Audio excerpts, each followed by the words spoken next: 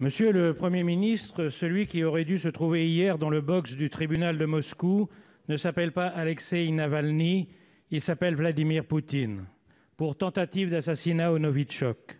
Et pour les assassinats d'Anna Politkovskaya, d'Alexandre Litvinenko, de Stanislas Markelov, d'Anastasia Baburova, de Sergueï Magnitsky, de Boris Berezovsky, de Boris Nemtsov et de dizaines d'autres.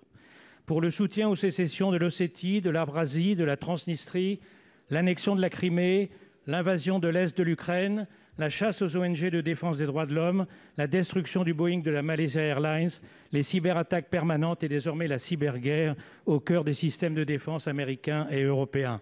La liste complète est bien plus longue.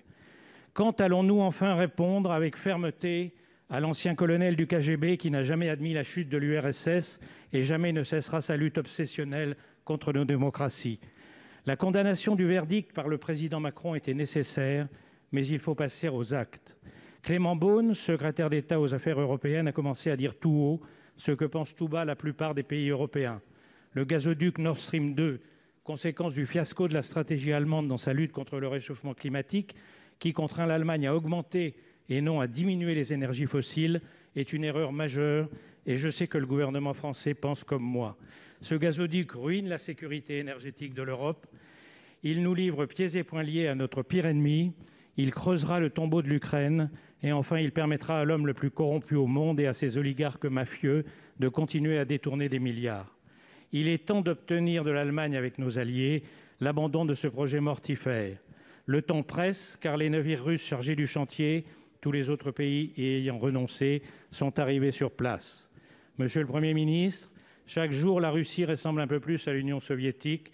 Nous avons été bien frileux à l'époque dans notre soutien aux dissidents. Est-ce que nous allons aujourd'hui laisser Navalny pourrir dans son cachot pendant que Poutine festoie dans son palais des mille et une nuits?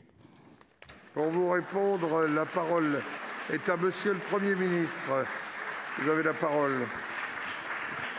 Monsieur le Président, Mesdames et Messieurs les sénateurs, Monsieur le Président Malhuret, la France, par la voix du Président de la République, vous l'avez dit, a condamné dès hier avec la plus grande fermeté la condamnation de M. Navalny, comme elle avait déjà condamné la tentative d'empoisonnement dont ce dernier avait été victime et comme elle avait condamné le premier procès qui avait été fait à M. Navalny dans des conditions que la Cour européenne des droits de l'homme avait elle-même jugées inéquitables. De la même façon, le Président de la République, au-delà du cas de M. Navalny, a condamné les arrestations arbitraires qui ont eu lieu ces derniers jours dans ce pays et a rappelé notre attachement sans faille au respect des droits de l'homme et des libertés publiques dans ce grand pays. Je vous rappelle qu'au-delà des condamnations, la France et l'Allemagne avaient été à l'origine des condamnations tout à fait significatives prononcées en octobre dernier par la Commission européenne à l'endroit de la Russie. Dès cette semaine, le haut représentant de l'Union, Josep Borrell, se rendra à Moscou pour dire la condamnation unanime de l'Union.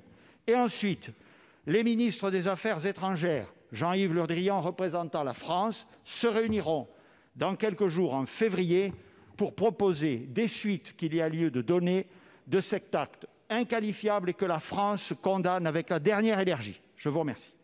Merci.